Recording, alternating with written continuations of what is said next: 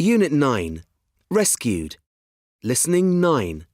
Read and listen. Father and son rescued at sea. Last Friday morning, Australian man Ben Hammond and his teenage son Michael were rescued from their fishing boat in the Coral Sea. They had set off from Murray Island, off the northeast coast of Australia, 20 days earlier on a fishing trip. They had only planned to go for a few hours. "Everything was great at first," said Mr. Hammond.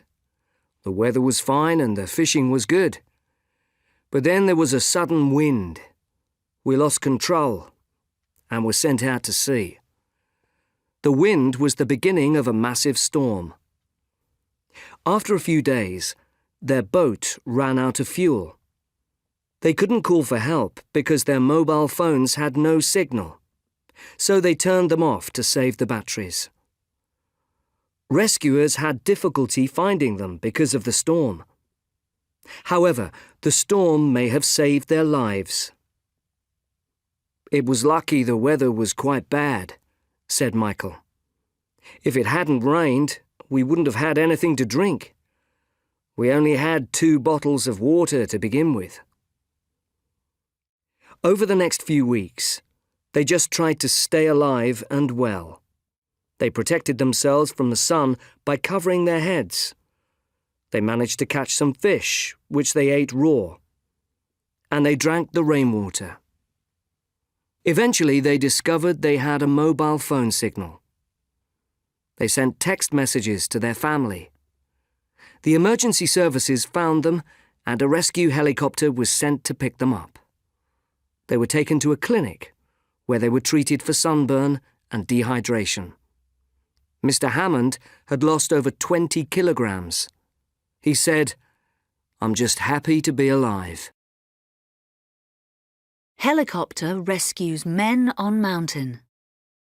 2 French men were airlifted by helicopter from Mount Snowdon in Wales yesterday evening.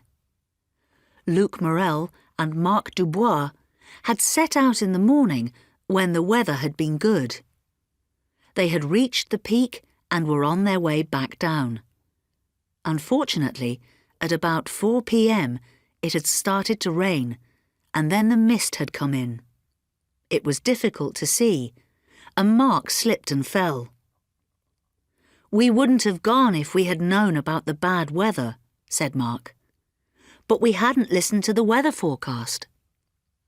Luke used his mobile to phone the emergency services, and a dramatic rescue operation took place. "If they hadn't phoned so early, we wouldn't have found them," said one rescue worker. "If they had left it longer, it would have been dark."